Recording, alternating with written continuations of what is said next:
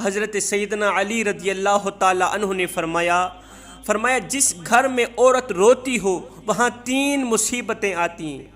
فرمایا خدارا اگر ان 3 مصیبتوں سے بچنا چاہتے ہو تو پھر گھر میں رہنے والی کسی بھی عورت، ماں، بہن، بیٹی یا بیوی کی آنکھوں سے آنسو نہ نکالنا۔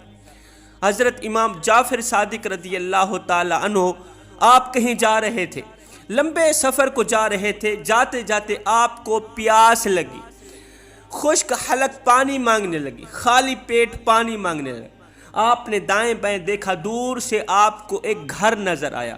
آپ نے سوچا اس گھر میں چلا جاتا ہوں، پانی کے 2 گھونٹ مانگتا ہوں پینے کے لیے، اگر یہ مجھے میری پیاس بجھاتے ہیں تو ان کے دیے گئے 2 گھونٹ قیامت کے دن ان کی بخشش کا ذریعہ بنیں گے۔ جب میرے کریم نبی معراج پر گئے تو آپ نے جنت کا نظارہ کیا، آپ نے دیکھا ایک گنہگار جنت میں ٹہل رہا ہے، ایک گنہگار ہے، بدکار ہے، سیاہکار ہے، اللہ نے اسے بخش دیا ہے، اب وہ جنت میں ٹہل رہا ہے، بھاگ دوڑ کر رہا ہے۔ صحابہ کرام نے پوچھا آقا آخر اس نے دنیا میں کون سا ایسا عمل کیا تھا کہ اللہ نے اسے بخش دیا؟ وہ اتنا بڑا گنہگار تھا، بدکار تھا، اللہ نے اس کے گناہوں کو نہیں دیکھا، اسے جنت عطا کر دی۔ میرے نبی نے فرمایا اس نے دنیا میں ایک ہی عمل کیا تھا، بس وہی عمل میرے اللہ کو پسند آیا، اس کی بخشش کا ذریعہ بن گیا۔ وہ عمل کون سا تھا؟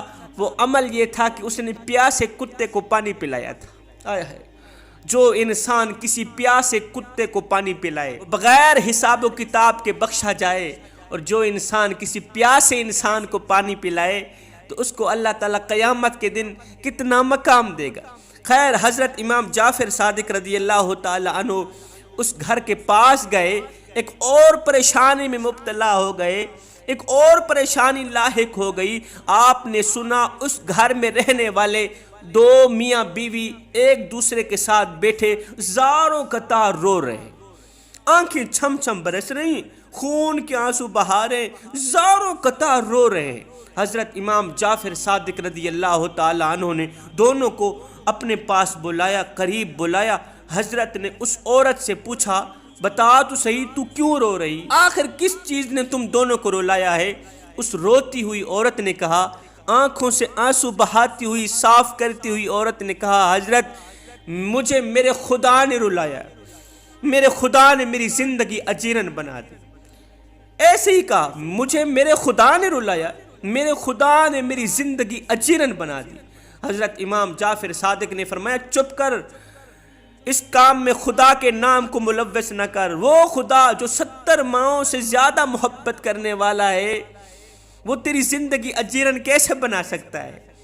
وہ تجھے کیسے رلا سکتا ہے؟ اس عورت نے کہا، میں اس پیدا کرنے والے خدا کا نام نہیں لے رہی، میں اپنے مزاجی خدا کا نام لے رہی ہوں، مطلب اپنے شوہر کا نام لے رہی ہوں۔ میرا یہ جو شوہر ہے نا، اس نے میری زندگی اجیرن بنا دی، مجھے دکھ دیتا ہے، مجھے درد دیتا ہے، اس کا تلخ لہجہ، اس کا تلخ رویہ مجھے مار دیا، مجھے چکنا چور کر دیا، میں موت مانگتی ہوں، اللہ موت ہی نہیں دیتا۔ میرے شوہر کی بد اخلاقی، تلخ لہجہ، مار پٹائی نے مجھے چکنا چور کر دیا، مجھے رونے پہ مجبور کر دیا۔ حضرت سیدنا امام جعفر صادق رضی اللہ تعالی عنہ نے اب اس رونے والے شوہر سے پوچھا کہ تیرا نام کیا ہے؟ اس نے کہا جی میرا نام محمد باقر ہے۔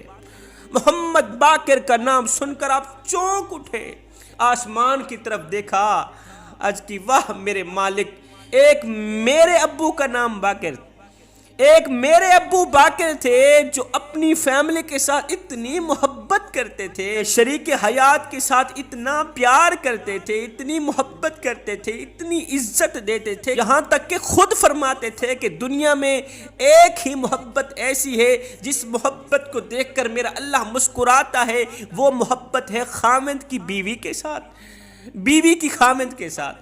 ایک وہ محمد باقر تھے اور ایک یہ محمد باقر ہے جس نے بیوی کی زندگی اجیرن بنا رکھی، بیوی کا جینا حرام کر دیا، بیوی کو دکھ دیتا ہے، درد دیتا ہے۔ حضرت امام جعفر صادق رضی اللہ تعالی عنہ نے فرمایا اچھا یہ بتا کہ تو کیوں رو رہا ہے، تو کیوں تڑپ رہا ہے؟ اس نے کہا حضرت جب سے میں نے شادی کی ہے نا، شادی کے 1 سال تک تو میرے گھر بے بہا رزق آتا رہا، 1 سال کے بعد رزق کے دروازے بند ہو گئے، پریشانیاں عروج پر آ گئیں، گھر کو مصیبتوں نے گرفتار کر لیا۔ تب سے ہوا جب سے یہ منحوس عورت میرے گھر میں آئی، جب سے میں نے شادی کی۔ حضرت امام جعفر صادق رضی اللہ تعالیٰ عنہ نے فرمایا، اے شخص، میں نے اپنے بابا حضرت امام باقر رضی اللہ تعالیٰ عنہ سے سنا، انہوں نے اپنے بزرگوں سے سنا، انہوں نے اپنے بزرگوں سے سنا۔ میرے بابا حضرت سیدنا علی رضی اللہ تعالیٰ عنہ فرماتے تھے جس گھر میں عورت روتی ہو، جس گھر میں عورت کی آنکھوں سے آنسو نکلتے ہوں، وہاں 3 مصیبتیں آتی ہیں۔ نمبر 1، رزق کے دروازے بند کر دیے جاتے ہیں، اس گھر میں رزق نہیں آتی۔ جس گھر میں بیوی روتی ہو، جس گھر میں رہنے والی کوئی بھی عورت روتی ہو، ماں روتی ہو، بہن روتی ہو، بیٹی ہو، بیوی ہو، کسی بھی عورت کی آنکھوں سے آنسو نکلتے ہو نا، دکھی عورت کی آنکھوں سے نکلے یہ جو آنسو ہوتے ہیں نا، رزق بانٹنے والے فرشتے اور اپنے گھر کے درمیان ایک دیوار کھڑی کر جاتے، بہت بڑی دیوار کھڑی کر دیتے۔ اور جب صبح سویرے رزق بانٹنے والے فرشتے آتے ہیں، ان کے گھر کے آگے بہت بڑی دیوار دیکھتے ہیں، تو اللہ کے حضور عرض کرتے ہیں، مالک اب اس دیوار کو توڑ دیں۔ میرا اللہ فرماتا ہے، نہیں فرشتو، یہ مظلوم کی آنکھوں سے نکلے آنسوں کی دیوار ہے، یہ تم سے نہیں ٹوٹنے والی، یہ اتنی مضبوط ہے، یہ مظلومہ عورت کی آنکھوں سے نکلے آنسوں سے بنی گئی دیوار ہے، یہ تم سے نہیں ٹوٹنے والی۔ ایسا کرو، ان کے نصیب کا جتنا بھی رزق ہے نا، دیوار کے ساتھ رکھ کے چلے جاؤ، اور آئندہ بھی ایسے ہی دیوار کے ساتھ رکھتے جانا، جمع کرتے جانا، جب تک یہ خود اس دیوار کو نہیں توڑتے تب تک ان کو رزق نہیں ملتا۔ اب یہ دیوار کیسے ٹوٹے گی؟ صلح کرنے سے ٹوٹے گی، ایک دوسرے سے پیار کرنے سے ٹوٹے گی، محبت کرنے سے ٹوٹے گی، ایک دوسرے کو عزت دینے سے ٹوٹے گی، جب تک یہ خود دیوار نہیں توڑتے۔ اگر ایسے ہی ایک دوسرے کو پریشان کرتے رہیں گے، ایسے ہی ایک دوسرے کو بے عزت کرتے رہیں گے، دکھ دیتے رہیں گے، تکلیفیں دیتے رہیں گے، عورت کی آنکھوں سے آنسو نکالتے رہیں گے، تو یہ دیوار اور زیادہ مضبوط ہوتی جائے گی، یہ رزق سے محروم ہو بیٹھیں گے۔ فرمایا دوسری مصیبت، گھر مصیبتوں کی لپیٹ میں آ جاتا ہے، پریشانیوں کی دلدل میں پھنس جاتا ہے، شیطان اس گھر کے اندر بستر بچھا لیتا ہے، یہاں ڈیرا ڈال دیتا ہے، وہ ہر وقت، ہر گھڑی، ہر لمحے گھر میں رہنے والے تمام لوگوں کو ایک دوسرے کے ساتھ لڑاتا جھگڑاتا رہتا ہے، خوشحالی بھاگ جاتی ہے، گھر میں رہنے والا ہر ایک انسان پریشان ہی پریشان دکھائی دیتا ہے۔ فرمایا اگر تم چاہتے ہو تمہارے گھر میں رزق کی فراوانی ہو، رزق کے تمام دروازے کھل جائیں، گھر میں رہنے والا ہر ایک انسان خوشحال دکھائی دے، پھر خدا را گھر میں رہنے والی کسی بھی عورت کی آنکھوں سے آنسو نہ نکالا کرو۔ ان آنسوؤں کا سب سے بڑا نقصان یہ ہے کہ یہی آنسو قیامت کے دن اللہ کے غضب، اللہ کے غصے اور جہنم میں لے جانے کا ذریعہ بن جائیں گے۔ ان آنسوؤں سے بچنا، میں دعا کرتا ہوں مالک ہمیں اچھی نصیحتوں پر عمل کرنے کی توفیق عطا فرما، آمین ثم آمین، وما علینا الا البلاغ المبین۔